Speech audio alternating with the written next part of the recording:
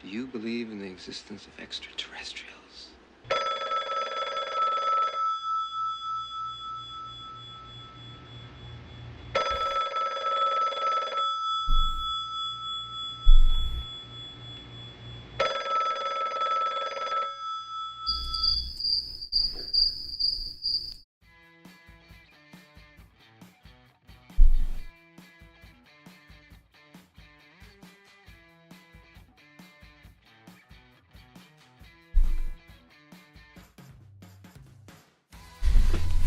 Good morning, good evening, or good afternoon, depending on where and when you're watching this broadcast. I'm Thomas Fessler, my friends, and this is Disclosure Tonight. Happy Friday, July 18th. Yes, we are more than halfway through the month of July, and Disclosure, well, it's picking up. There's some things going on. There's actually some things to talk about. You know, what's all going on today? Well, we've got Representative Luna talking about how initially there weren't any whistleblowers willing to testify. Now they've got one. The former head of AARO has been fired.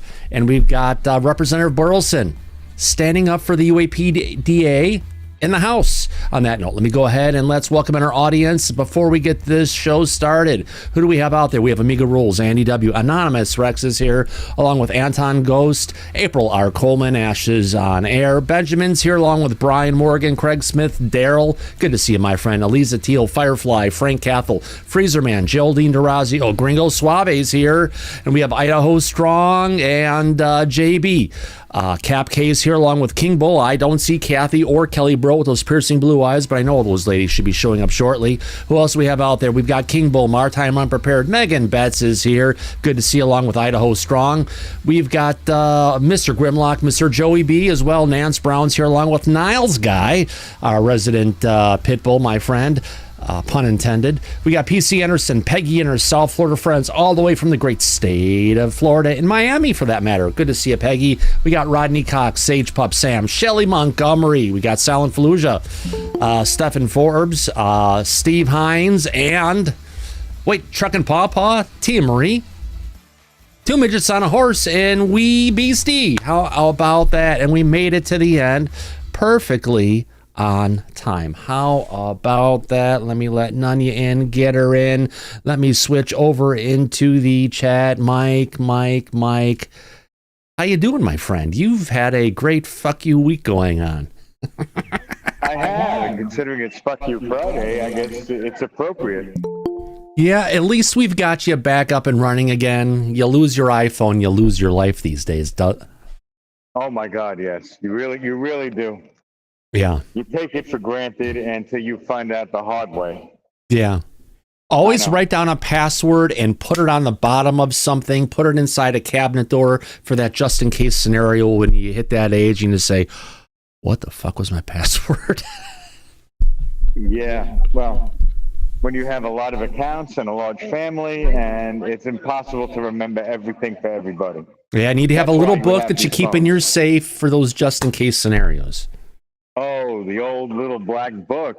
That's a blast from the past. Oh, we're not talking about Epstein's little black book here. That's got enough bad press with the executive branch, but I'm enjoying it, though. I like seeing somebody squirm. Right. Oh, yeah, and Disclosure, well, we know where that's at right now. Did you scan the items? That's right. Yeah, exactly. Well, we got a lot of stories. Please wait. Please. Okay. There's a lot of activity going on out there lately. Yeah, there is. There's a bunch of stuff going on. Gosh, I look at all the different stuff, and which am I going to cover first?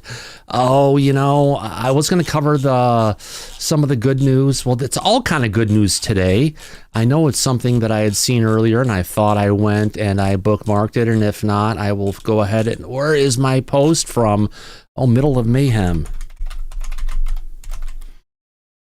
There we go. This morning I was pleased to go ahead and find out, on our show today, Tim Phillips, Mike, the former interim director of AARO, was fired today. How about that? Now, yeah. I wonder why. Yeah, well, let's read it. Let's get into it. Like a lot of people say on Twitter on YouTube all the time. Tim Phillips has been officially and effectively fired today. Effective today. Phillips, the former deputy director of AARO, the Pentagon's UFO office, recently did a handful of public interviews exclusively. First with, of course, Stephen Greenstreet, and getting on a bunch of other podcasts out there regarding his discoveries while at AARO. You know, a lot of people actually complained and went to Susan Goff and complained to her about this. And she had came back and said, well, whatever Tim does in his own free time, it doesn't represent anything from the Department of Defense. And we let him go and do what he wants because he's his own person. So apparently, after those wonderful interviews, he was contacted by Tulsi Gabbard's office, the ODNI Counterintelligence Office. Oh, Jesus. Oh, do I have a Beethoven here? No, we don't know. No sound effect for that one. But either way, and they ordering him to stop doing interviews without DOD approval until his official retirement in October 2025. But apparently he didn't listen, Mike, because today, good old Timmy Phillips received a termination letter from the ODNI, Office of the Director of National Intelligence, Human Resources. The DNI terminated his federal government employment effective today, July 18th. He couldn't even make it to his retirement date.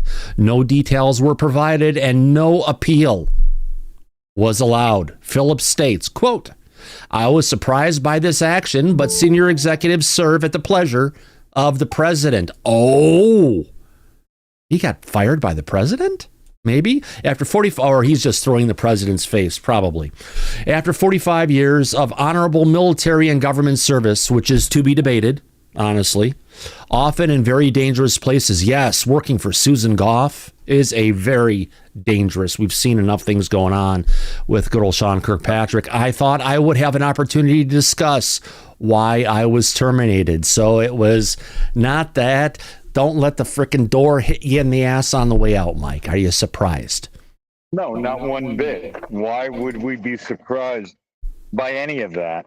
This is what goes on in government. Besides, you and I also were covering recently that the ODNI, specifically Tulsi Gabbard, has the axe in hand, and they are looking to cut a third of their workforce.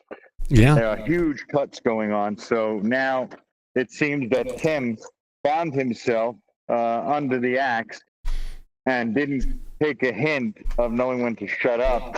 Yeah. So he was the first head to fall. Well, you know what? Maybe he thought, what are you going to do? I'm going to retire anyway. What are you going to do? Fire me? Well, they sure as hell did. Yes, they did. Exactly. But wasn't he throwing slight and at whistleblowers, Mike? He was going after David Grush and Lou Elizondo. Oh, but didn't he also go after Bob Salas? I don't recall if he mentioned Bob Salas. Oh wait, that was the Wall Street Journal. Sorry, there's just a lot of shit being slung these days. No, there is, but Salas is, how could I say? He's doesn't bother anybody. He's not really a target for a lot of people. He's been an honorable veteran and really served this country in a very high position, and now part of American history and UAP history. He's an elderly man that has never really offended anyone. I don't see them targeting him, because if they did, they would look like real schmucks. So, Mike, you got to be careful. You're calling him elderly. He looks about the same age as us. Well, listen, we're not in our mid-80s, and Bob is. Okay, Salas is an elderly man, not this schmuck. Got it. Right. No, I'm not talking about Tim Phillips. I'm talking about Bob Salas. Yeah.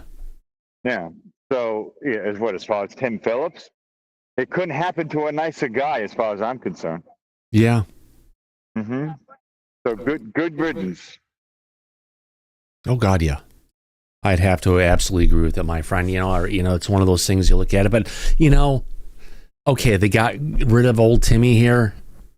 Why couldn't they have gotten rid of the beauty queen, Susan Goff herself? Sorry, I got a snicker on that one. Well, we covered that. Yeah, we covered that as well. Susan Goff has been through 4 presidencies on both sides of the political aisle, and she's been there over 16 years. She's not going anywhere. Presidents come and go, but she's always at her desk. What does that tell you? That the cover-up exists from the executive branch, and they don't want to share any information. Right, but the president comes, could even serve 2 terms, and leaves, and she's still there. So she is the original gatekeeper, the UAP secrets. Yeah. God. That is so true. She holds it so well. He does a good job. Man. You got to give the devil their due. God, my God, she is such a beauty queen. You know, she is just spectacular, my friend. You gotta love it. No, actually, I don't love it, and that will prevent me from getting an erection for a while. So I'm not really too happy every time you put that picture of hers up. Well, I do have that saved on my desktop around here for just such an emergency, and let's see if I can find it. Do I have it highlighted? Oh, nope, there it is. Took 2 seconds, and I found it, and here we go, Mike. Look, you've turned into Susan Goff. There you go, buddy. Oh, fuck no. Oh, yeah. No. Gotta love old Susan and her double turkey gobbler and pair of balls in her neck or whatever. Just sorry, Susan, but it's just too obvious. It sticks. It burns. Why is she looking at me? Stop looking at me. Looking right through you. I know. Oh, yeah, this is, okay. Folks, we are serious about not being serious here on Disclosure tonight, Yeah. That's the same look that she gave Sean Kirkpatrick at the hearings when she was holding his leash. How did I do that? Hold on. I did. Not that one. That's the one. Yeah, I wonder why the flies are buzzing around. Must be all the bullshit coming from her. I'm watching you too, Andy. Good to see you, my friend. Yeah. All right, let's get on to this. Let's get on to our next story. Well, I actually did some cool title cards for you earlier in the week. I was almost thinking of going on Wednesday, but Mike lost his phone on Wednesday, so I couldn't connect. I was sending him all these title cards and things I was putting together. But, all right, let's see if I can... let's bring it up here. What the hell? Give me a second. Bring up... Did I keep it? Yeah, I kept it. All right. So in our next story...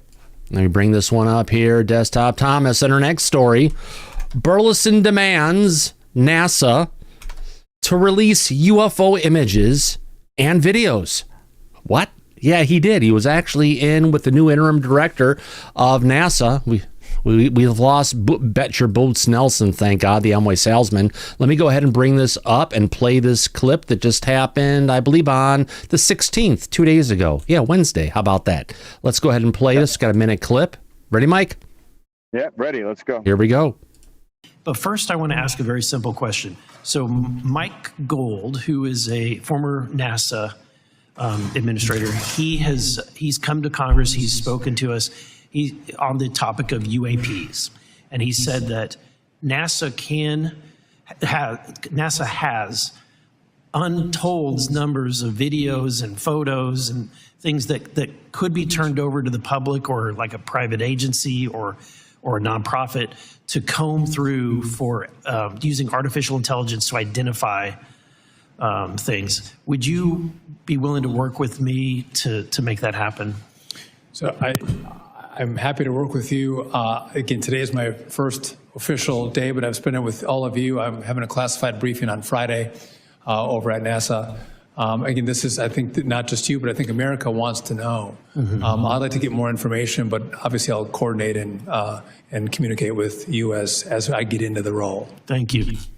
There we go. So, Mike, at least there's a little conversation going out, and some senators are actually doing their job, not senators, House representatives are doing their job that it seems that used to be handled by Anna Polina Luna and Tim Burchett. Yep, that's what it looks like. But you and I know the term promises made doesn't mean promises kept. That's the problem. Yeah. Now, there were no promises for Epstein the entire time Trump was running, but he did promise about bringing out the truth about UFOs, the JFK files, and the MLK files. So what gives? Well, you and I have theorized about that before. If he is covering this up, and it certainly looks like that's what he's doing now, we know it's not because he has any political ties in Washington to one side of the aisle or the other. But if he is covering it up under his administration, that must mean that the truth is something that he does not want the public to know about. The only logical conclusion that you can come up with. Yeah. All right. So something is son of a scaring the hell out of bitch. him. Give me a second here. I've got a problem going on with the chat where it's not updating properly. Let me just give this a test here. Sorry, folks. I was just about to go ahead and bring up a chat message from Kelly Broad, and my system, I noticed, had stopped working. The last one I got is ready to go. He's afraid. All right. We'll figure this out when the next video is going, God, what the hell is this thing doing again? I swear. Friday. It's fuck you Friday, my friend. It was working until 6:06 p.m. and then it died.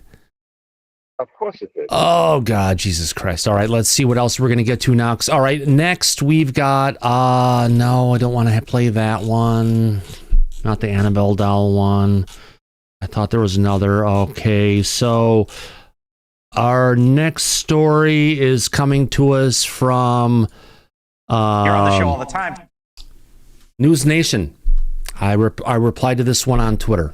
God, what the hell? Give me a second here. Oh, it's turned off. Let's turn it on again. Do a test. Oh, there it is. How did it turn itself off? I have no idea. Okay, it's working now.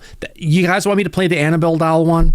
All right, I can play the Annabelle doll one. I was going to get to that, but let's play this anyway.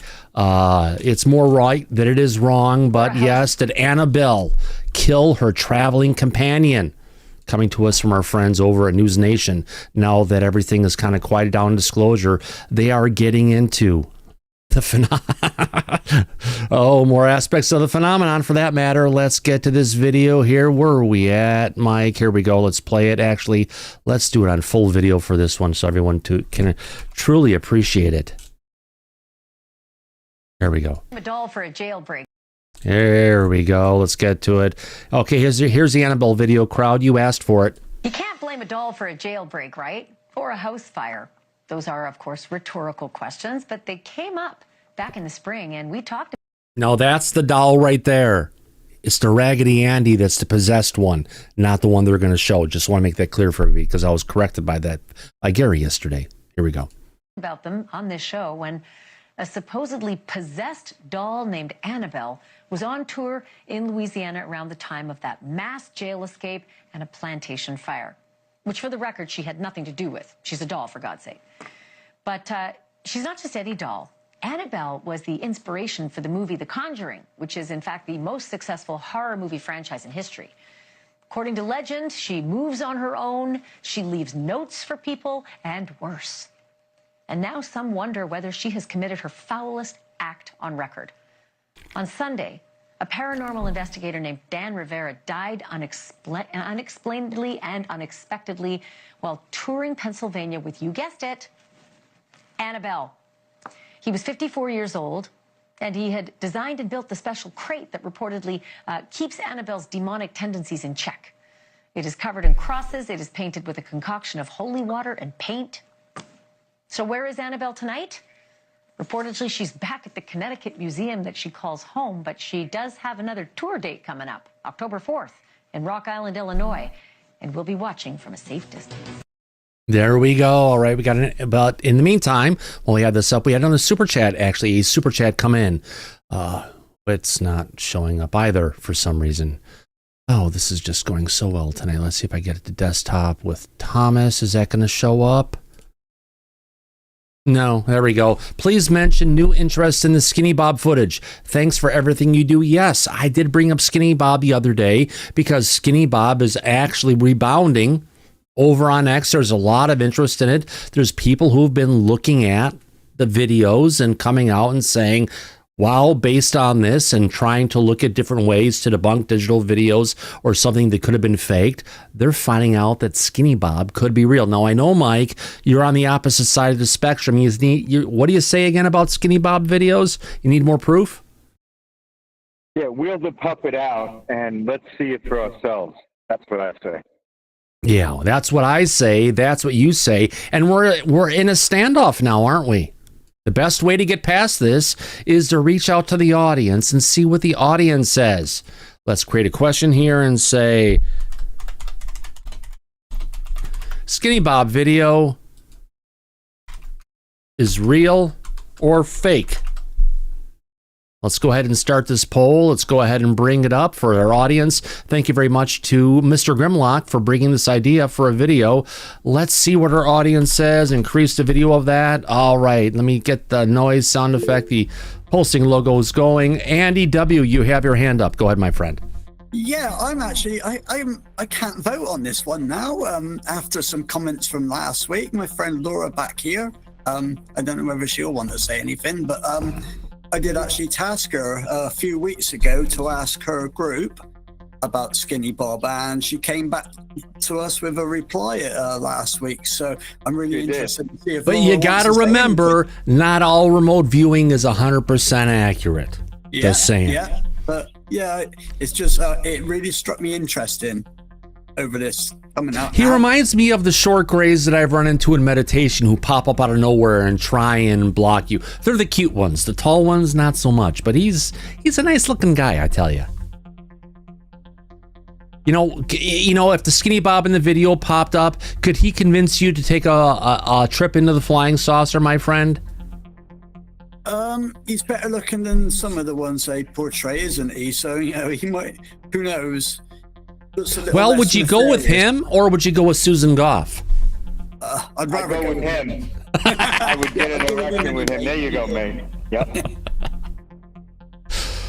Oh, pull it back to that. Yes, small nose, big cheeks, large eyes, make it look cute, turn into a Disney character. You know, that's one thing I think we need to do. We need to take the picture of Skinny Bob, throw it into some into some different LLMs, and have it generate a Disney version of Skinny Bob. I think that'd be awesome.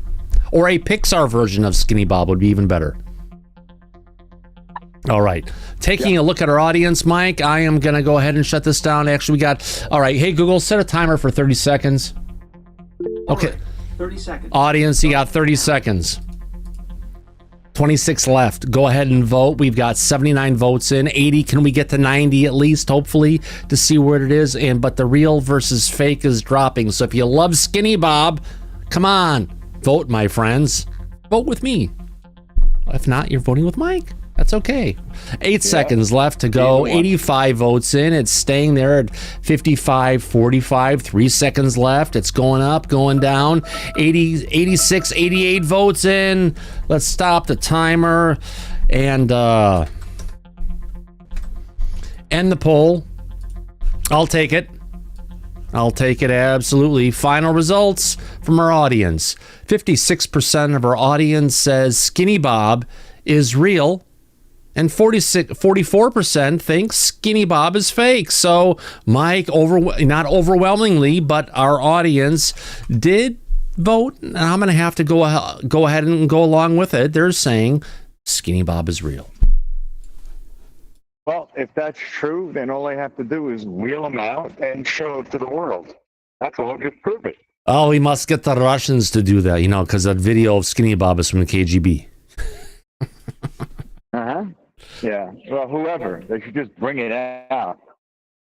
But we do have two people in the back with their hands up. First, Manuel de Castro, followed by Laura. Manuel, what do you say?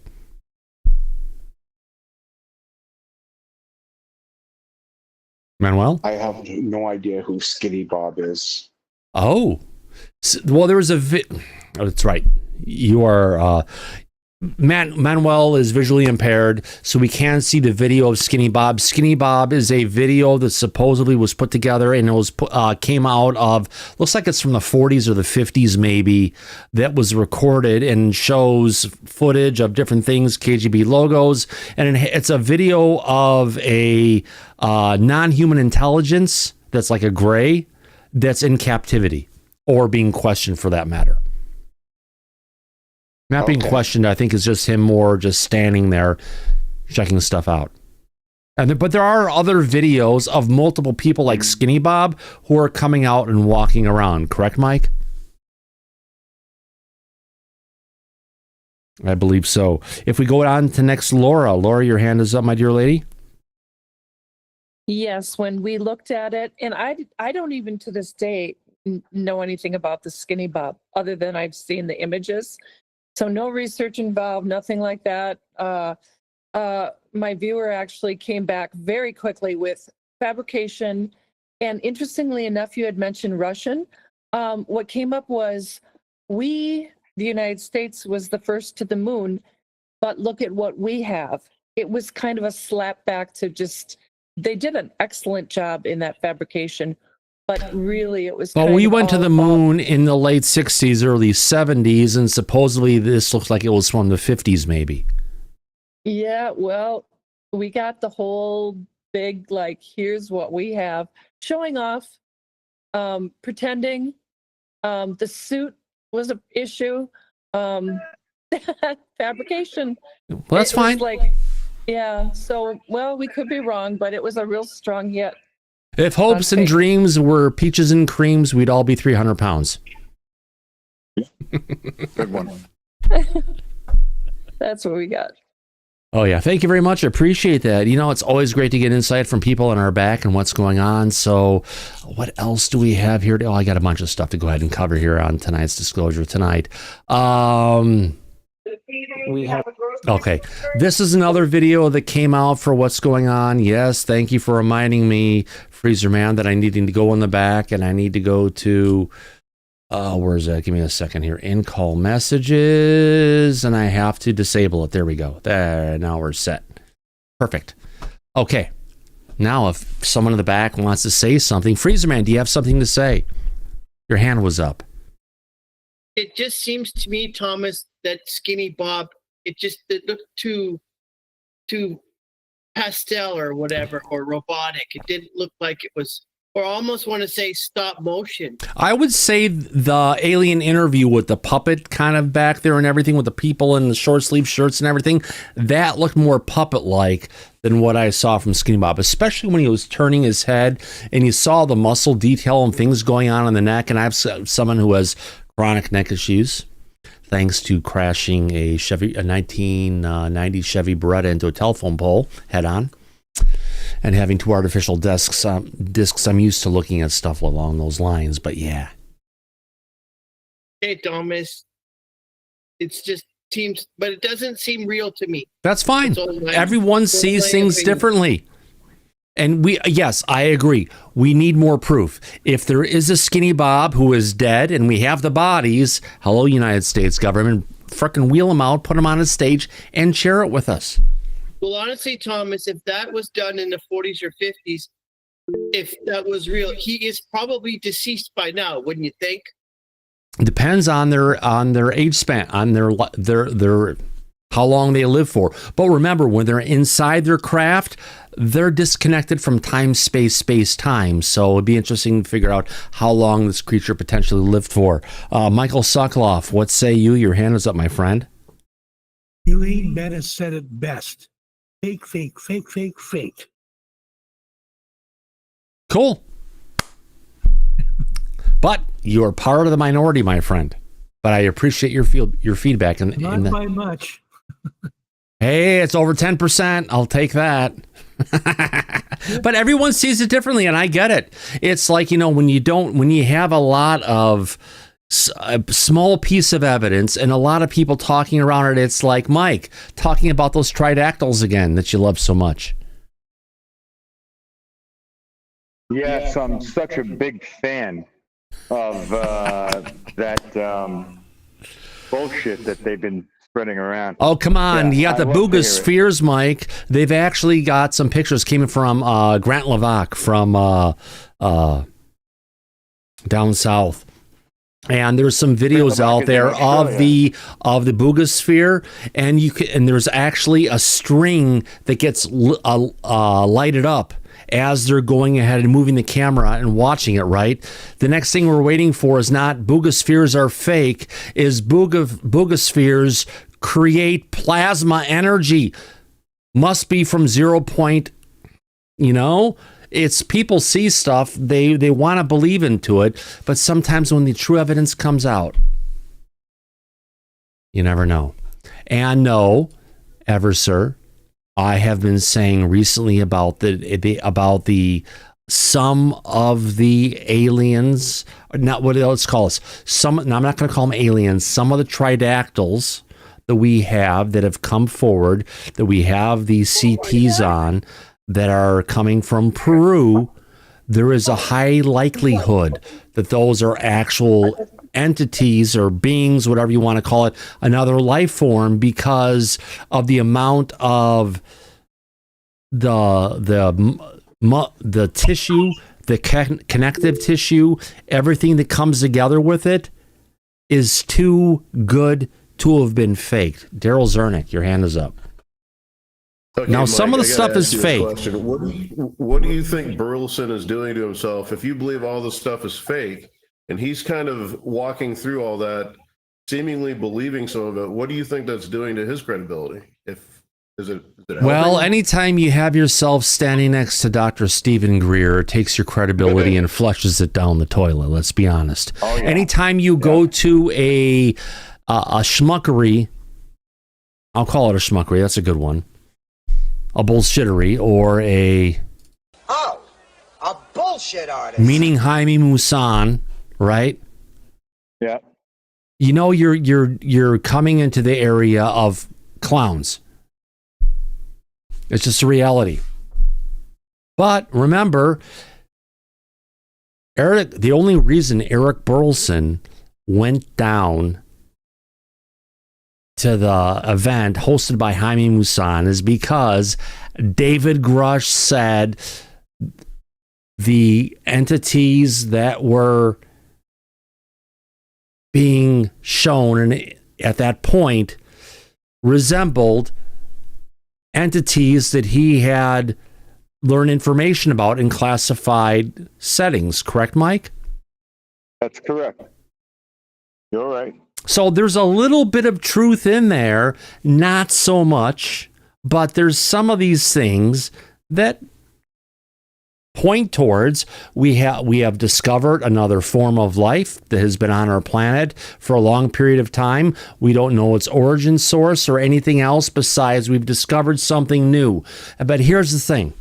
Whenever something is discovered as new by archaeologists, and it's something that goes against the predetermined timeline of events, what happens? Everyone in archaeology throws this shit out.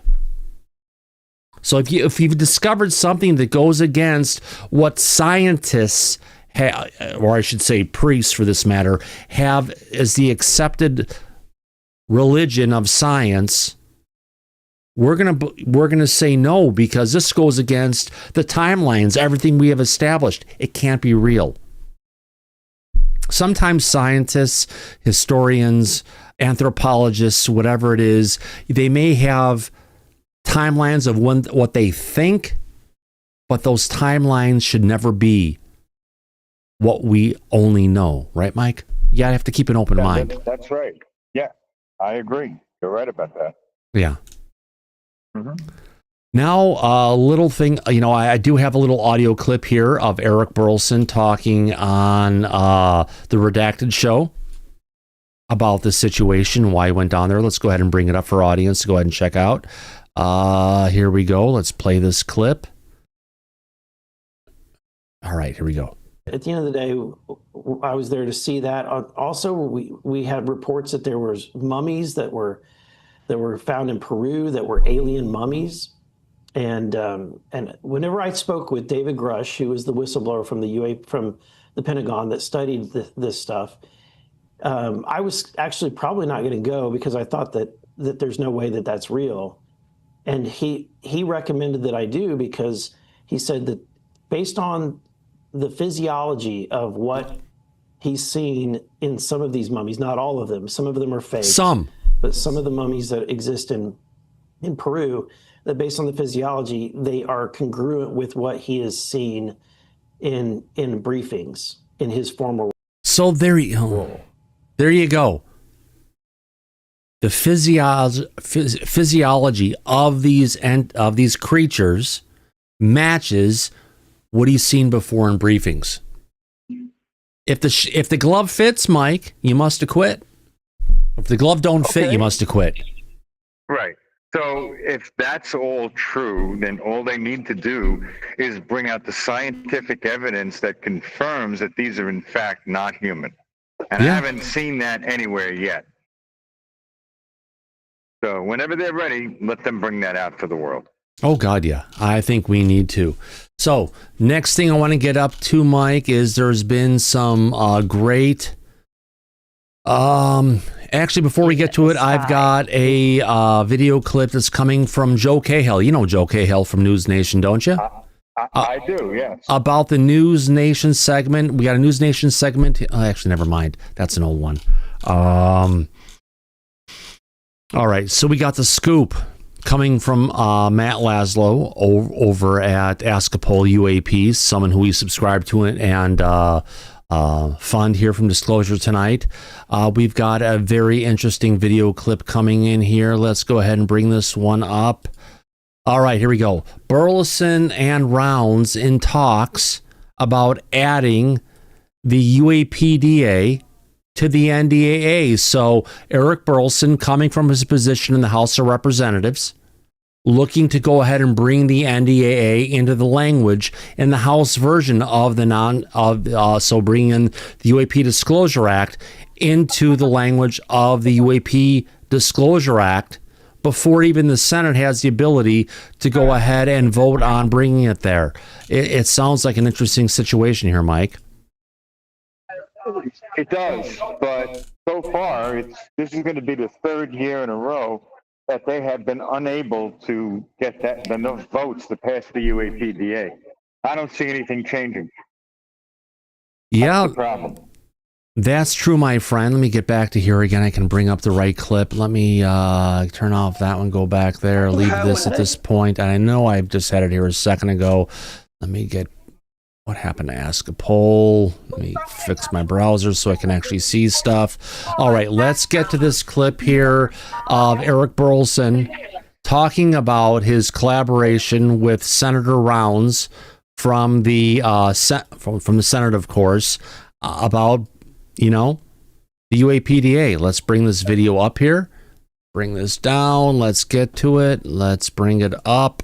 Here we go. Let's play this. It's interesting. So Schumer hasn't been a part of the talks at all. I don't talk with Schumer on a regular basis. Fair. How did you get connected with Rounds on that?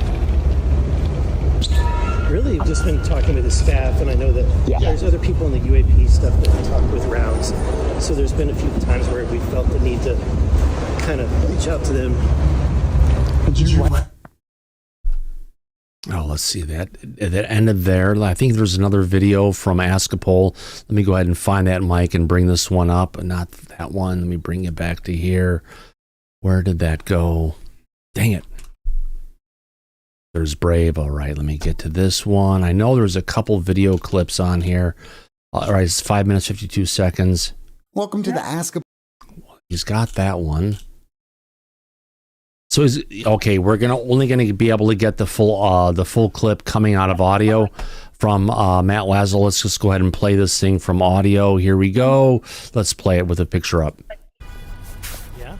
Crypto whiplash, UAP whiplash, Epstein whiplash. What do you make? Hiding from AARO. No. This is why I talk to someone you don't trust. He and I met with AARO. And separately, he and AARO had a long conversation.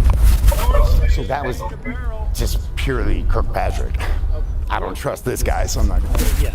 Interesting. That's my guess. I don't want to speak for Grudge. Well, no, because you just reminded me. That's my guess. You just reminded me that you guys. That I said that. Well, no. But you just reminded me that you guys sat down with AARO this year. Yeah. So that FOIA is old information. My guess is probably has to do with Kirkpatrick. Do you, where do you see this investigation going? No July hearing, no June hearing? We're building for the disclosure document to be put into the NDAA. I'm working with Senator Rounds. I think that will be transformative. Interesting. On the UAPDA? Yeah. And then, are you guys tweaking it? I'm open to making changes if people can identify how it can be improved. Yeah. But the senator has done a lot of work on this, and I'm trying to do my part in the House. So I'm happy to do that. That's interesting. And so Schumer hasn't been a part of the talks at all? I don't talk with Schumer on a regular basis. Fair. How did you get connected with Rounds? Really? So we got some information about that, Mike, and let's go ahead then move along to an initial interview that happened with Matt Laszlo and Anna Polina Luna, where she comes out and who's got audio on? Okay, that's you, Mike. Never mind. We can hear your stuff in the background, Mike. Mike? I'm muted. Sorry about that. All right, here we go. So in our next clip, we've got UAP whistleblowers weren't willing to testify. The secret task force chairman, Anna Polina Luna, states. Let's go ahead and play this next clip. Let's bring it to about 30 seconds in. And here we go. How are you? Just about a statement. They postponed the date because we couldn't get people to testify. And we have another SCIF hearing because the same people that we wanted to get into a SCIF got SCIF flu. So we're now opening it up to them for when they're ready and available at their convenience to come testify to us in the SCIF. And then as soon as no date on that yet. Well, it's going to be up to their convenience. Yeah. And then we'll also ask them as soon as they're ready on, hold on, Burchett. As soon as we can get someone that's willing to testify, well, hey, Burchett! Nice. Did you bring my skateboard? You got Burley. That's Tulsi. Nice way to ignore the conversation you're in, Anna. Let's continue. But you said the public hearing's postponed until after August? we asked multiple people and they weren't willing to testify. Oh, really? They said we either didn't want to be the only one, we were worried about, our safety, etc. So we're going to have a hearing, but we want to bring people who have first-hand knowledge and or direct evidence, not second or third-hand knowledge. But yeah, it's kind of frustrating because obviously we've been pushing hard for it, but it's like we open the SCIF, they don't want to come testify. We have hearings dates, they don't want to come testify. So have you talked? Because the whole reason AARO was created was to be a safe space. I told you how I feel about AARO. Well, I know, but I think AARO should be cut. I think that they're a joke. Yeah.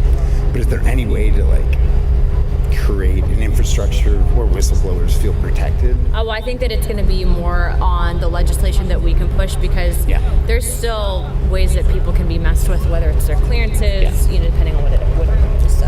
Is Secret Task Force, are you guys still planning on investigating the Epstein stuff? I've already done everything that I can from my perspective. I mean, I literally have multiple inquiries that went unanswered, so it's not in my hands. Are you frustrated with DOJ? I would say that everyone's frustrated.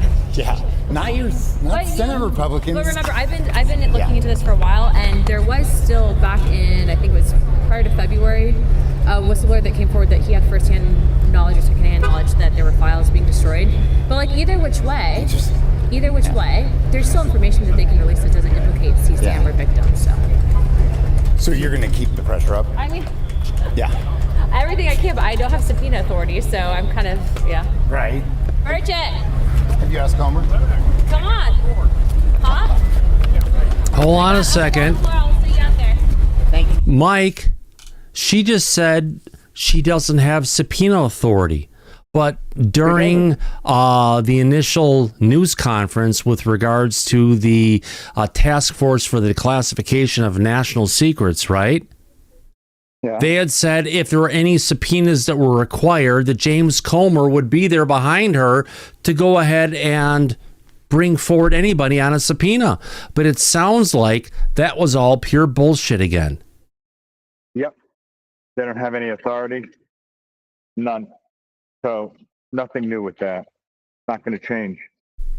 We've been saying it the whole time. You don't sell that brand. Yeah. So it's been the same thing where there is no authority to investigate or compel anybody to come forward with anything. It's almost like that task force is completely disorganized and not focused.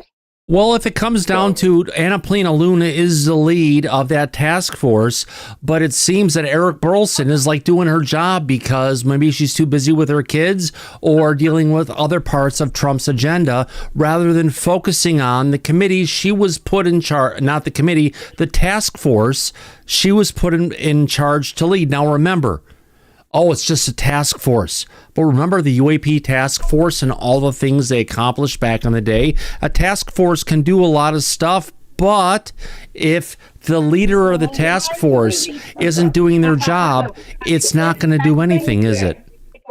No, it's not going to do anything at all, obviously. And, the leader of the previous UAP task force was Jay Stratton. And he's going to be coming forward with a new book soon. I have a feeling. Oh, fuck, another book deal? You're telling me we have to wait to get the answers until it gets published from a publisher? You got to be fucking kidding me. Yes. Nope. And you'll be able to purchase that information for the low price of $29.99. Grifting 101. Don't tell the truth. Yeah. Only tell it in a book. But everyone's still going to talk about it. So what the fuck is the deal? Not just to bring up the truth and cover it. Why does everything have to be? Well, book deals, let's just say. Those who can do, those who can't teach, and those who can't do or teach write books. Just saying. I've been saying that since I was in high school. Right. Nothing against teachers. Nothing against people who have regular jobs, but it just shows you we got a grifter community going here. And if we have to wait for the information to come forward from Jay Stratton because there's a book deal in place, it's just going to be more bullshit, Mike. And I don't want to be a bullshit channel calling everything out, but I'm just saying, what the fuck? If you haven't, actually in conversations with Lou going back to 2021, he mentioned Jay Stratton and the important role that Jay Stratton was going to potentially hold in bringing out disclosure. But the truth of the matter is Jay Stratton came out, didn't say shit for it. What was that company he was working with down in Alabama? Yeah, I know who you're talking about. Yep. That company, Quantum Radiance Technology. Yes, exactly. Radiance Technologies. Thank you. No, I think it was Radiant. No, maybe not. But either way, it was a company down in it was him and the science guy from the UAPDA, UAP. Tim Taylor. No, that is Radiance Technologies. Yeah, it is. Yep. That is. And they went to there to go ahead and work it and try and, if you want to call it from a defense standpoint, rally around it. That didn't happen. And now they've started up a new company in like Virginia or someone like that recently. And I think they even included Lou Elizondo in that. Yeah, that's the one I was talking about. Quantum. I forget the second part of it. But either way, they're in it not for the bringing out the information. They're in it for personal gain. Flat out. Financial gain. Personal financial gain, yes. Talking about which, actually, we got a super chat just came in for $30 from Kyle Reinhardt. Thank you for your donation. Thank you very much, Kyle. Remember, everything we do here at Disclosure Tonight is a fan-funded program. We're thankful and humbled by everyone's love and support for what we do here. And, thank you very much, my friend. So let's continue on. We have a little bit left of this interview going on. You know what? No, this is just going to be an ask a poll byline that goes along with it. Now, in addition to what Anna Polina Luna just said there, that she didn't have any whistleblowers who were willing to come forward. In retrospect, after that interview with Anna Polina Luna and by Matt Laszlo that came out, she had stated that as of 2 days ago, after this interview, one witness who previously backed out has agreed to testify. We are now looking for 2 more. Representative Eric Burlison is in talk with witnesses. And I saw some press today coming from the domain of Jeremy Corbell, and it sounds like he may have those 2 people. Do you think he may be able to deliver, Mike? Yeah, because he already stated when Matthew Brown came out, the first-hand whistleblower that was going to testify at the November 13th UAP hearing. Oh, you mean with Nancy Mace, come hell or high water, we're having this hearing? Yeah. She shut that completely down. So right after he came out publicly, because Nancy Mace wouldn't let him appear at the hearing, Knapp and Corbell also informed the public that they have 3 whistleblowers with firsthand knowledge that they had interviewed and recorded. So they have these people on the record. And it's funny that they can get whistleblowers to come and testify with them, but Congress can't get anybody. I wonder why that is. Doesn't sound good to me. No. Knapp and Corbell can be trusted, but Congress can't. It reeks of executive branch cover-up, my friend. It does. Coming right from the top. Yeah. And Nancy Mace did what she did, but Anna Luna, she doesn't have the authority. She doesn't have the backing of the other members of Congress. And she also said one of the main reasons why whistleblowers who testified don't want to come out publicly is because there are not enough or strong enough whistleblower protections in the law to protect them and their families.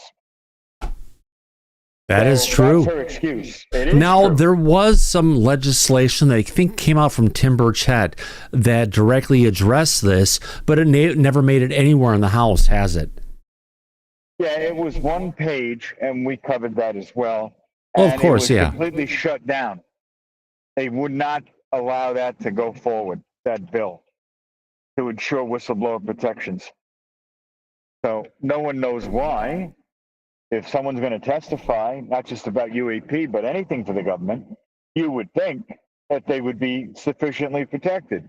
But Congress doesn't seem to back that or put it into law. I don't know why. It's just one of those things, Mike, we look back at it, we just wonder, like you're saying, why are they not going ahead and supporting it? Well, you know what it comes down to in Congress, Mike? It comes down to money. That's true. You're right. It's their backers, the military-industrial complex, who doesn't want any of this to come forward or out publicly at all. Oh, yeah. So they're telling them, if you do this, you won't get any funding to run your campaign. Yeah. And the only one that doesn't work on is Tim Burchett, because he doesn't get funding. He has his constituents fund his campaign. And he gets elected. So Tim is not scared by that, but everybody else is. So this is why nothing moves forward. It's why it's such a big shit show in Congress and with disclosure right now. Yep. It's unfortunate. It's a shit show. It really is. And there's no real reason for it. The truth should come out. Yeah. These people should be fighting to get the truth out. Yeah. But, it's been quiet. We haven't even heard from Tim Burchett lately. No, God, no, Crickets. not. Mister, it's a cover-up. Right. So why don't we look into the gifted and talented programs in our local schools? Comes from Vern, dude. Well, my friend, that was happening back in the 70s. And they were using to go ahead and look for gifted and talented people in our public schools. And they did a lot of nasty stuff to them that lawyers are these days looking into it to figure out how crooked was our government at that point in time. Time will tell, because I think Mike, what do you call it? Ivan Hanel has talked about that in the past, hasn't he, Mike? On the show, yeah. He's mentioned it in passing very briefly. Yep. It's not like China. China's got a much better way to find the people who are gifted and talented, and they pull them off to the side and put them in the special parochial schools, not in the United States, unfortunately. Well, if you remember, speaking of China, when we covered the Bass files that were leaked publicly, there was one in there with, what's his name? The one who was behind Stargate, and the it's slipping my mind right now. The scientist who worked, who Rick worked with. You know what I'm talking about? Well, anyway, there was a paper from Bass that came out that said that they were Chinese students. Right. That were gifted, and they were able to teleport objects with their mind, and they put sensors on the objects that would go into a subspace, right, and then back and reappear. So, and that was in 1980. Right, and they actually went and put sensors on the kids and watched the sensors as they disappeared and reappeared in the new location.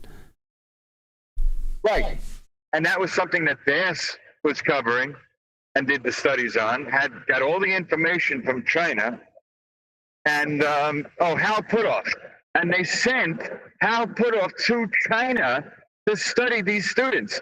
It was big papers that we covered when it came out of the work that Bob Bigelow was doing at the time.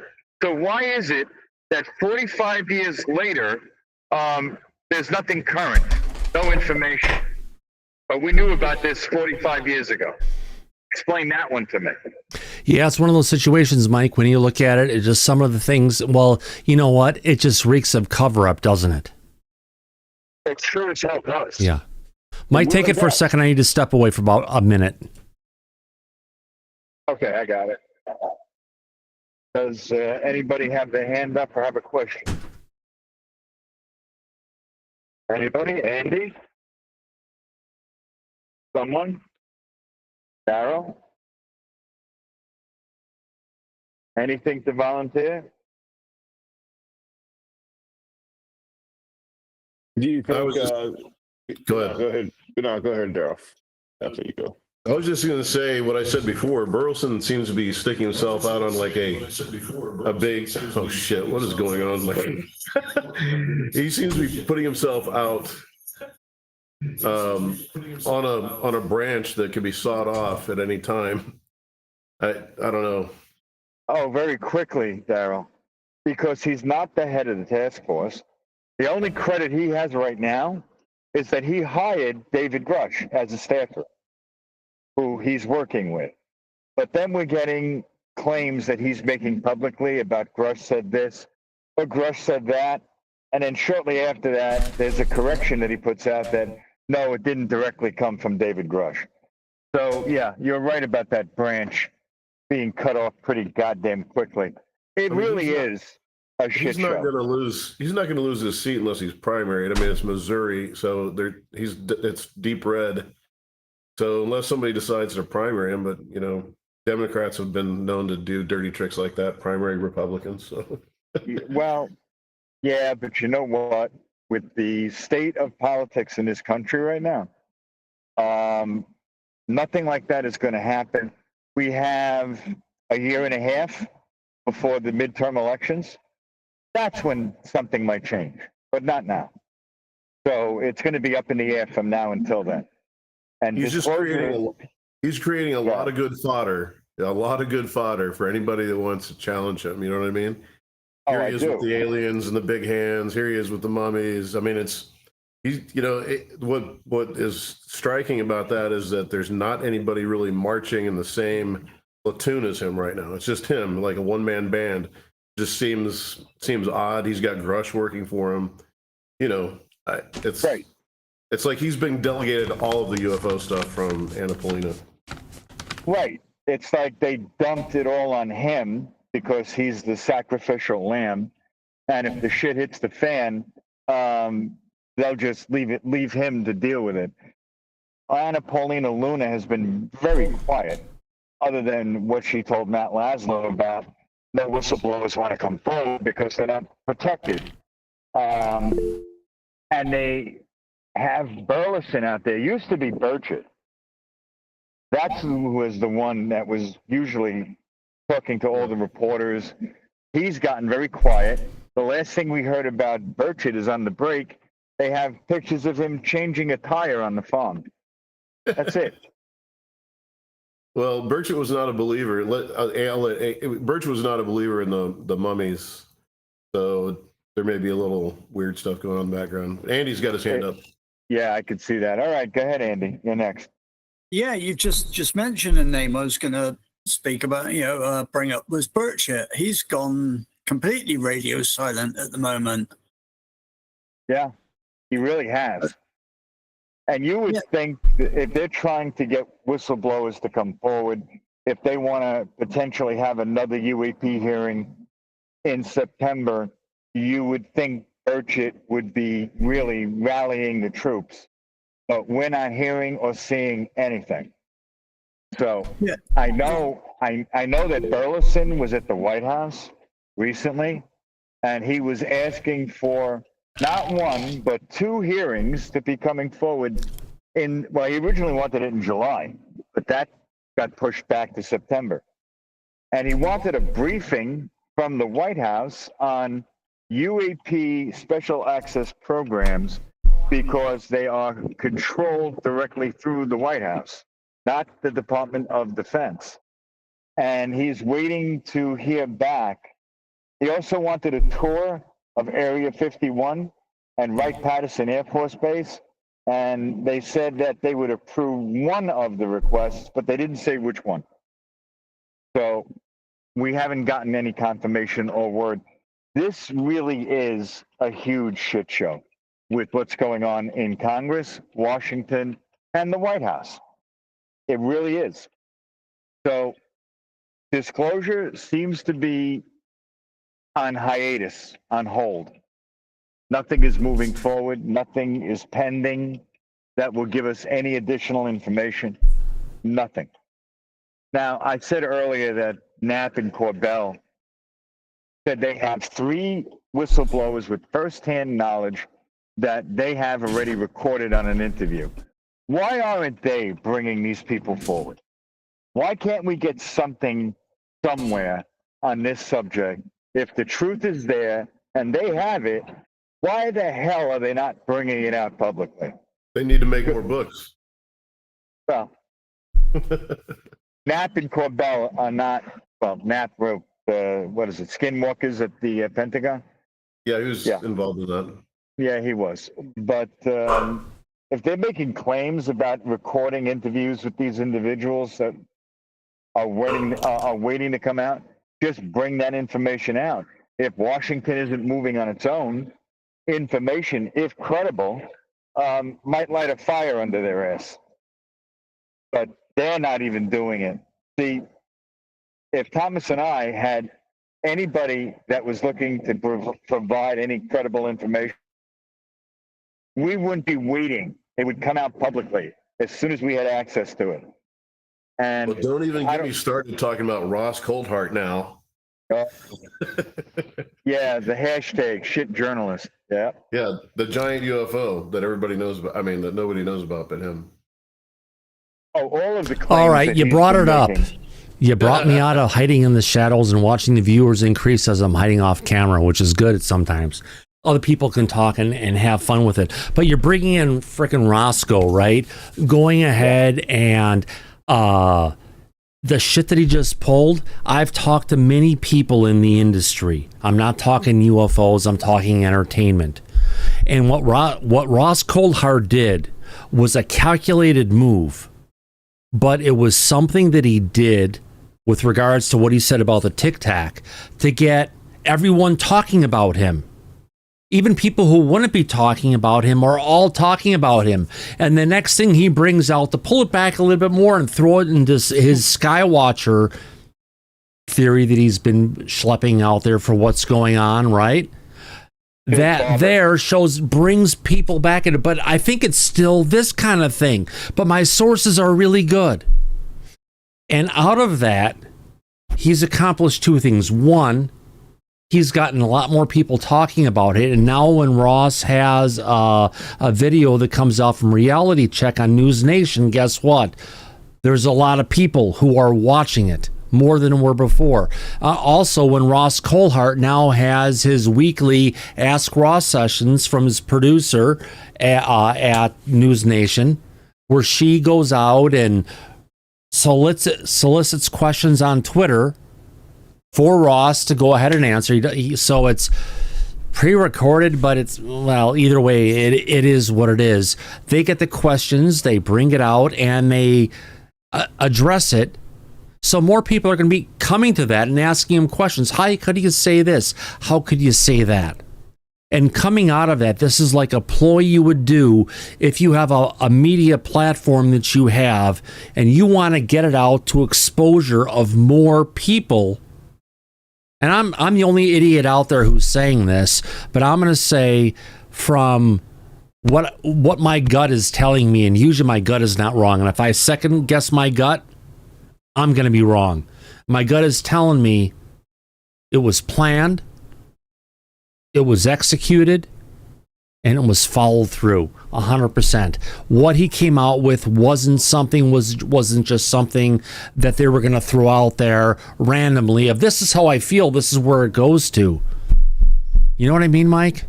I know you may not be on the same as this, but this is something that I've been looking at as soon as as soon as we started talking about this, Mike.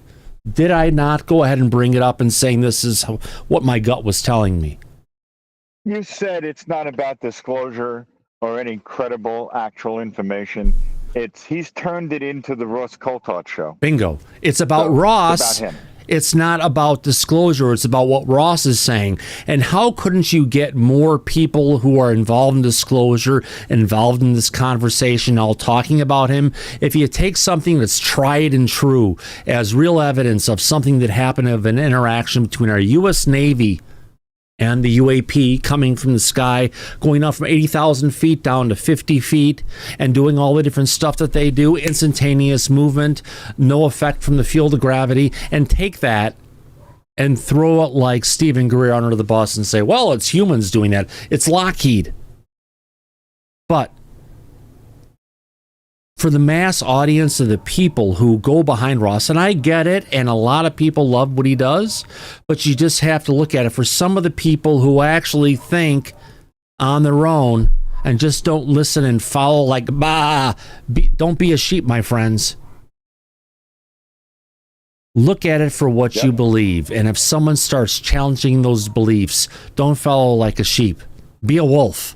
Think for yourself. Yeah, exactly.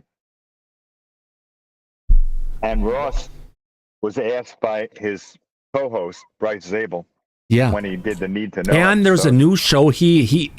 New show, new great intro they put together. They produced it. They put it together, and money was spent to put it together to go along with it relatively quickly. They move very fast. And now Ross has another show where he's got it, where he's bringing on other UAP podcasters. Hey,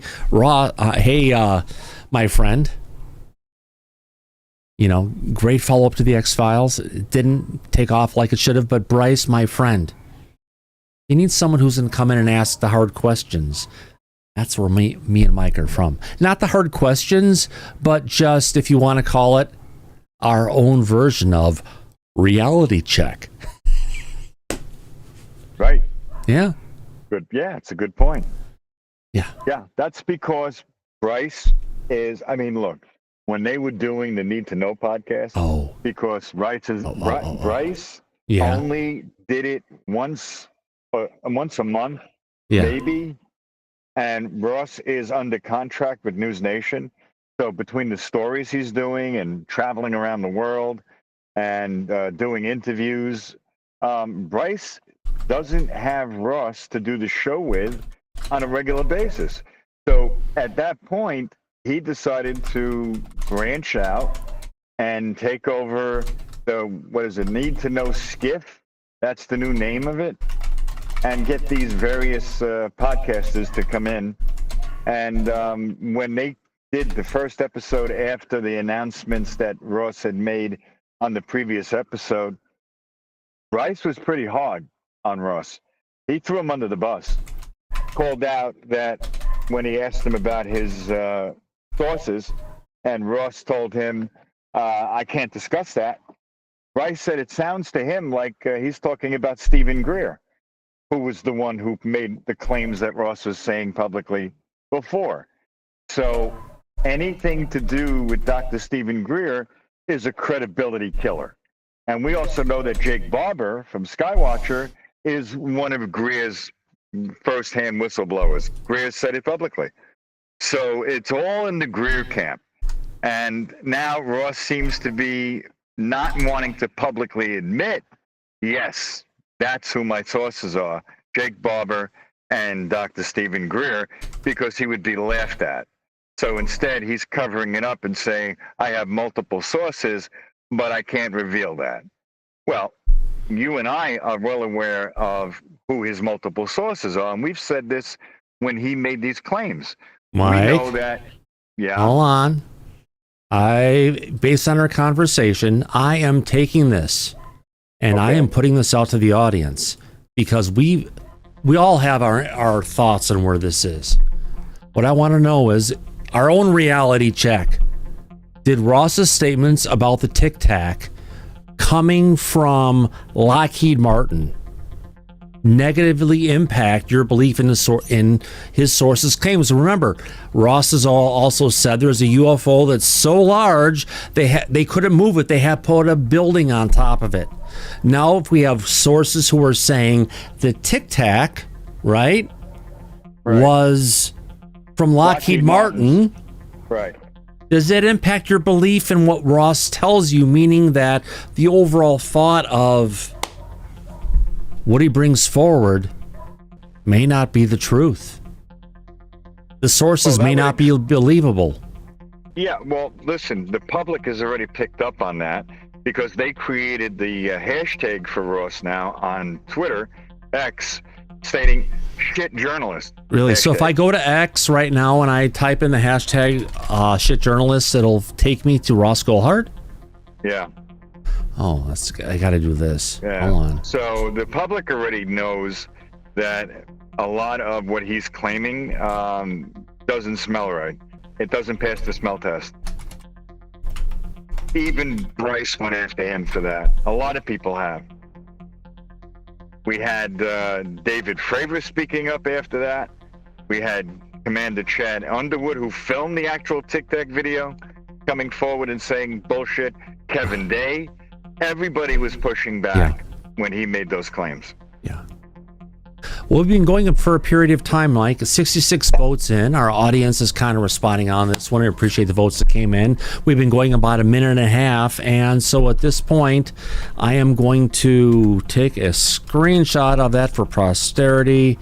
And boom, let's go ahead and end the poll. It was 52 a second ago. And we got a total of, let me go to kill the sound effect here. 67 votes in overall. Not by much. It's a 50-50. But that shows you 50% of the people out there, Mike. This isn't a win or loss for us, at least, right? No, this is a win or loss for Ross. And these are in our audience at this point now saying that after they heard that, we're now at a point of 50% believing him, 50% not believing him. That's divided right down the middle. Right down the middle, but it shows you half of the people who aren't buying into it. No, half aren't. and a lot of people who are very credible have been pushing back against it. Right. But the other half that wants to believe it is because I feel that when he first came out and he covered the David Grush interview back in 2023, that was credible work. Yeah. People remember that, and they give him credibility for that. Yeah. But all of the Greer bullshit that he's been involved in for the past, I'd say almost a year now, that is where the credibility gets called into question. Yeah.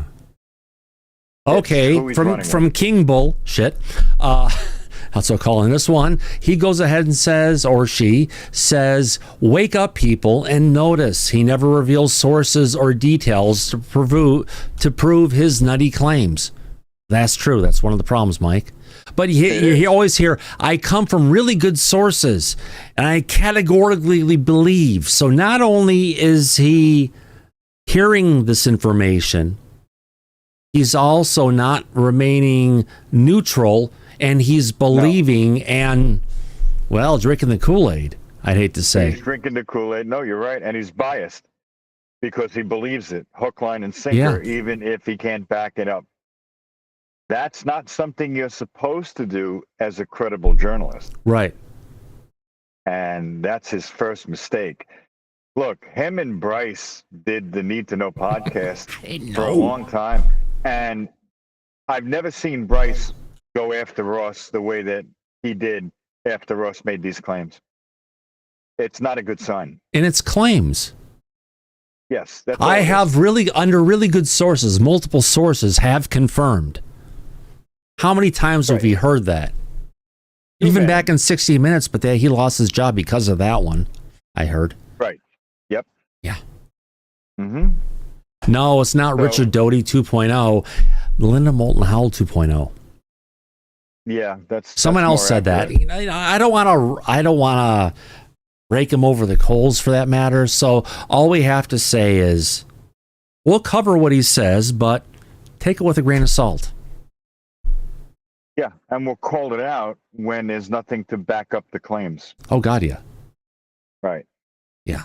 So that's why people tune in, because we'll tell it like it is, and we try to. Show them and apparently we upset people every single time we have a show. We lose a little viewers here and there. But if you have other friends who think like we do here and like you do, what you enjoy, share a link to our show. We'd love to have more people come in versus the people who aren't. Right. Oh, drinking the Kool-Aid. Ah, there we go. Don't drink the Kool-Aid. Subscribe to Disclosure tonight. There we go. That's a marketing campaign if I haven't heard about it. Exactly. Oh, what else do I have here? Let me get to my bookmarks of everything that's going on. Oh, well, tomorrow, I could cover it today, but then we'd have nothing to talk about tomorrow. Tomorrow we're going to be covering Dr. Gary Nolan's recent interview on the Jordan B. Peterson podcast. He only has 8.4 million followers on YouTube, so it's no one important. But some interesting things we're going to tie together where he's been told that he needs to, he's had calls from the White House where he needs to shut up because he was getting too close for the truth. We're going to explore some of the things that he said in the past that could be in that area. We'll let you figure out or decide which one could potentially be the most compelling. What else we've got going on? What we have is check your DMs right now. Yeah. We have breaking news. Oh no, you got to tell me we've got where I haven't played this one in a while. In a breaking UFO news alert, let's find out what Mike is sending all of us. Sorry, I didn't find shit journalist actually pointed to Ross, but it's a great idea. It's from Matt Laszlo. Let me get to that. Robert Garcia. All right. So open it up. All right, getting there. And there's a video. And there is a video, Ask a Poll exclusive. Let me copy a link from. Why doesn't it let me copy the link?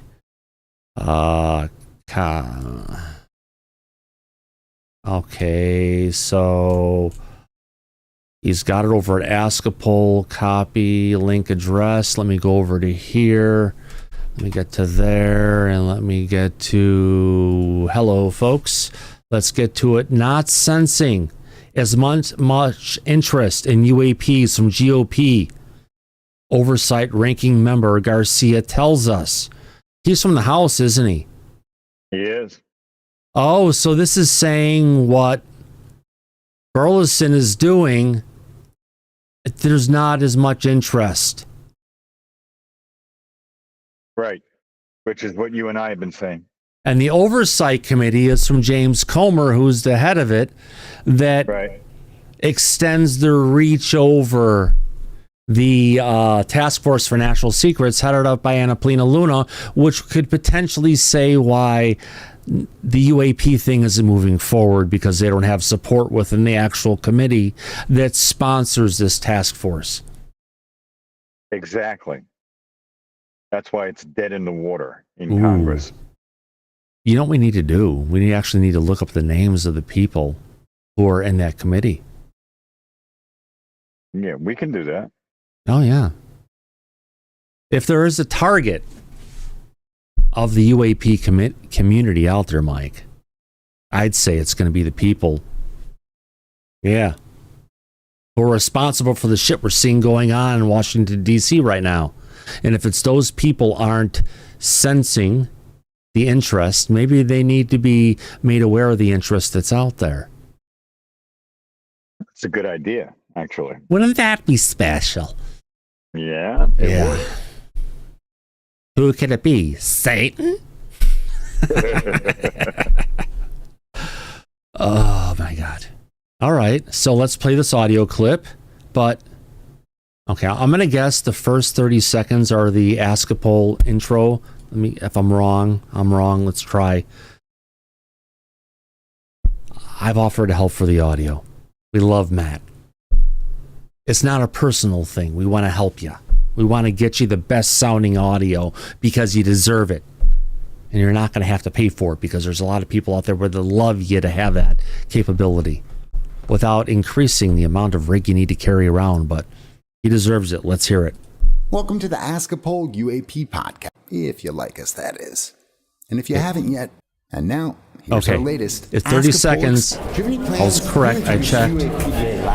Sorry, here we go. 30 seconds. Do you have any plans? You introduced UAPDA last year, right?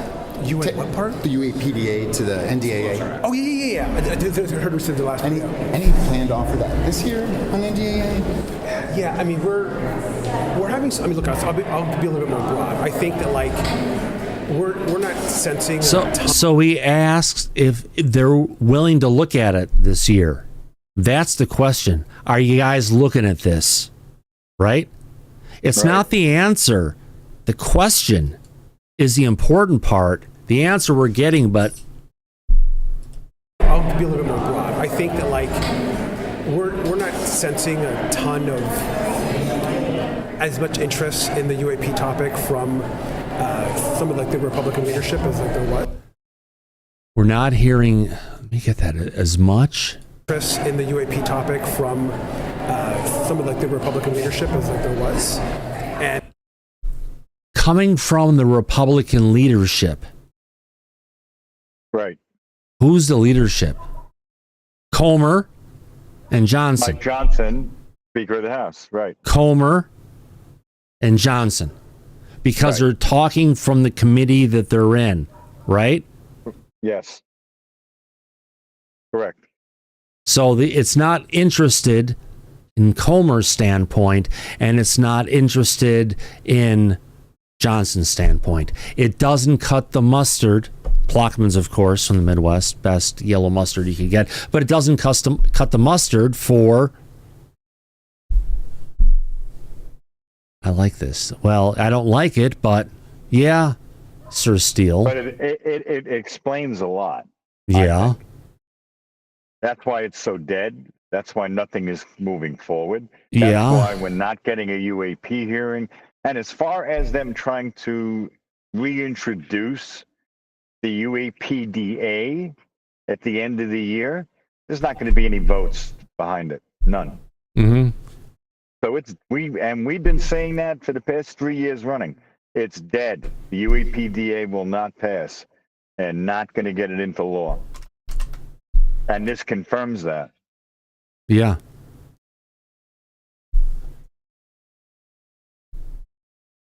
Yeah.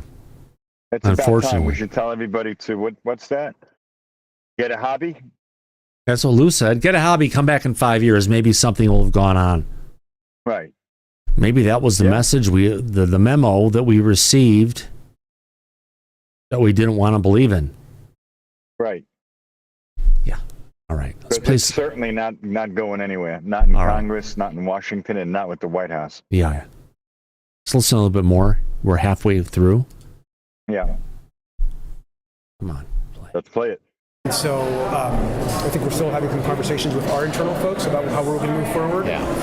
But my interest level on the topic is not like diminished at all. Yeah. And so I think that's a discussion that we're having. Have you even talked with Luna about it? It seems like she's been focused on JFK. Yeah, I think she's aware that that I'm still very much interested in the UAP topic. And certainly something that certainly the majority I'm very interested in. So I think there's a lot of work to still do there. So. And Rounds and Schumer haven't said they're going to introduce their UAPDA. Do you think inserting that into the debate? I have no idea what they're Wait, was that just an election year ploy last year? No. I just have no idea what they're going to do. I got to get back to the Dude, you got a day job. Sorry, dogs just ran in. Mocha Moose, quiet down. Derpy doo. I just have no idea what they're going to do. I got to get back to the You got a day job. Good to see you. How's it going now? Thanks for listening to Ask a Poll. Well, Mike, that is breaking news for that matter. Literally, it just hit. It is. Yeah. We're getting confirmation directly from Washington that disclosure, the UAPDA, nothing is moving forward at this point. Unfortunately.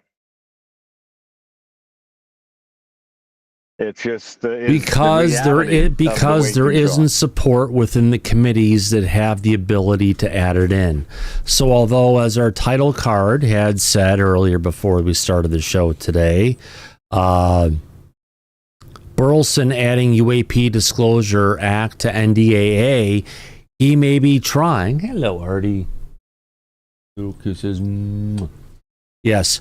While he may be trying, the overall committee now is shutting him down because he's not. I don't think Burlison's a part of that committee, is he? Well, he's part of the UAP caucus, and I think he is on the task force, Burlison. No, yeah, but he's not on the oversight committee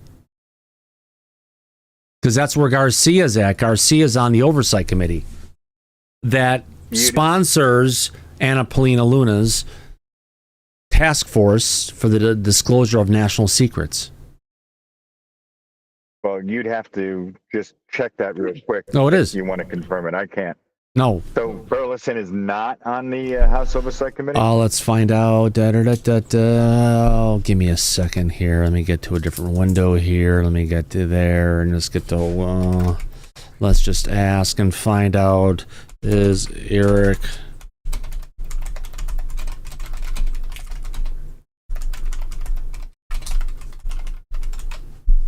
Burlison on the House Oversight Committee? Let's find out. Yes, Eric Burlison currently serves on the U.S. House Committee on Oversight and Accountability.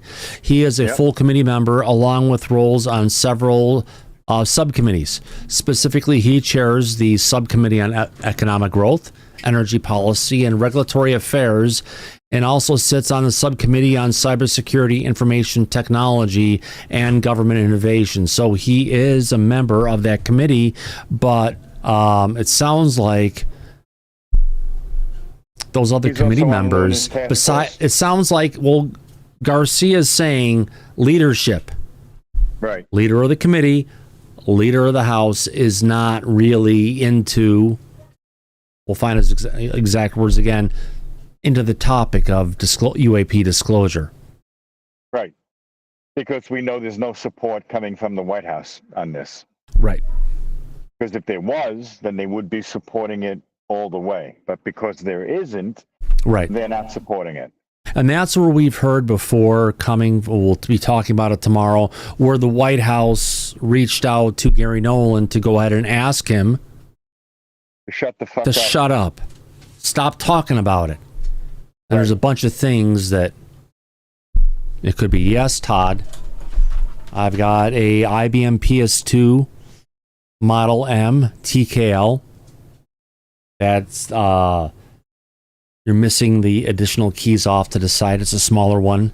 I've been using this since I started in the video game industry in 1989. And when I got this keyboard, I basically said, wow, this thing's really good. It's probably going to last my entire career. So it's lasted a long time. I've had to rebuild it about a year and a half ago. And yet it'll last my entire career. And I've tried to find keyboards I could replace this keyboard with, something that's better. You ain't going to find it. And by the way, the new keyboards are shit. The sweet spot for these old keyboards is between 84 and 86, just saying. Those were the best years. Yeah. Sorry about that, Mike. Keyboards. No, it's okay. Yeah. No, I'm a fan. Oh, God, yeah. I know. And I've got a bunch of other ones, the full size. I just use the one without the 10 key. Is there anything else that's going on? No, I think we've covered a lot of stuff. We've covered a bunch of stuff tonight. Have you seen the stuff about the people kissing at the Coldplay? No. Oh my God! Yeah, someone out there with Coldplay went out there. He was the CEO of a company who was there with his HR manager, the VP of HR, whatever it was, and he was all had his arms around her, and they got put on the couples cam, and they freaked out. Then, of course, everyone covers it because a person freaks out. They're covering their faces, turning away. If they had just played along and went along with it and smiled and the whole thing, no one would have cared. But because they acted on it, oh God, yeah. Let me see if I can find on this one. You haven't seen this one, huh? They're both married, but not to each other, right? Yeah. Yeah, of course they are. Okay. That was dumb. Yeah, stupid idiots, Yeah, that video will be played in divorce court. Oh, it will be. Well, Washington State, no fault state. Doesn't matter. You could play it, but judges don't care about it. You're just a business. You want to break up, go away with it. Let's get it. Here we go. Here's the clip that they got. Yeah. Oh, look at these two. All right, come on. You're okay? What? All happy. All right, come on. You're okay? What? See, Mike, if they had just played along and not freaked out when they were on camera, no one would have cared. But they gave it away on their own. Right. They brought attention to themselves. Oh, yeah, they did. Like we do sometimes. If they're both married and they're out in public together and they know they have something to hide, they shouldn't be doing public displays of affection anyway. Yeah. That's my opinion. So because they did that, they get everything they deserve. Yeah. Here's a quick question. Do you think we've made a breakthrough in UFO technology that's observable right now within our current part of humanity? The drones that we covered is advanced technology. So I'd say yes, but they're not going to admit that publicly. I would say drones cool. I'm going to say quantum computing. 100%. Maybe. Come on, who designed UFO computers to be hanging off a ceiling, and they don't use electricity now for for figuring out what's going on with the chips? They use microwave energy. And think if you look at UFOs, people who've been exposed close to UFOs, what do they get hit with, Mike? Microwave energy. Microwave energy. Yeah. It's just too close of a tie. Yeah. Well, this ties in as well to the information that Gene Sticco had brought out on the show about his father-in-law, who was reverse engineering UAP craft in the Soviet Union back in the 80s. It was talking about that type of technology and breakthroughs. So, yeah, you're right. We're now seeing it publicly, but they've been aware of technology like this for decades now. Yeah. Meanwhile, in Indo, California, I believe it is, at 4:30 this morning, his sister recorded, great recording, the planet of Venus. It usually be out there this time of day at that particular height, depending on where you're at. So sometimes you will see things bright in the sky, Mike. They're just hanging out there. It's like, wow, that's so bright. Is that a UFO? No, a lot of times. A lot of people get, if you want to call it, confused by the planet Venus. So thought I'd share that. Yeah, that's been going on for decades as well. Oh, exactly.